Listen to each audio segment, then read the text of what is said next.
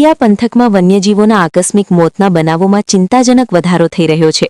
તાજેતરમાં કણકોટ ગામની સીમમાં શિકારની શોધમાં નીકળેલું અંદાજે 2.5 વર્ષનું નર સિંહ બાળ ગ્રામ પંચાયતના પેરાપેટવાળા કૂવામાં ખાબકતા તેનું કરુણ મોત નીપજ્યું છે। થોડા દિવસો પૂર્વે જ આ વિસ્તારમાં વીજ કરંટથી એક સિંહણનું મોત થયું હતું। ત્યાં આ બીજી ઘટનાએ વન વિભાગના મોનિટરિંગના દાવાઓની પોલ ખોલી નાખી છે। ઘટનાની વિગત કણકોટ ગામના મુકેશભાઈ કાકડિયાની વાડી પાસે આવેલ ગ્રામ પંચાયતના કૂવામાં સિંહબાળ પડ્યું હતું। કૂવામાં પાણી હોવાના કારણે શ્વાસ રૂંધાવાથી વનરાજનું મોત થયું હતું।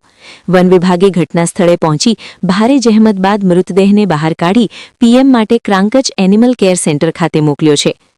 મુખ્ય સુરક્ષા પ્રશ્નો અને લોકરોષ। કૂવાઓ બન્યા ડેથ ટ્રેપ। પેરાપેટ હોવા છતાં જો સિંહ ખાબકતા હોય તો શું કૂવાઓને સંપૂર્ણ ઢાંકવા અનિવાર્ય નથી? સિંહ પ્રેમીઓનો આક્ષેપ છે કે માત્ર પેરાપેટ બનાવવી પૂરતી નથી। નિષ્ફળ મોનિટરિંગ। રેવન્યુ વિસ્તારમાં વનરાજની અવરજવર પર વન વિભાગનું નિરીક્ષણ ક્યાંક ઊણું ઉતરી રહ્યું છે।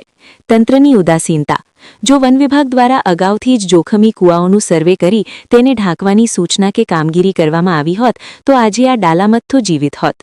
એક તરફ આપણે સિંહોના સંરક્ષણની વાતો કરીએ છીએ તો બીજી તરફ ખુલ્લા કૂવા અને વીજ કરંટ જેવી માનવસર્જિત બેદરકારીઓ આ કિંમતી વન્ય સંપત્તિનો ભોગ લઈ રહી છે।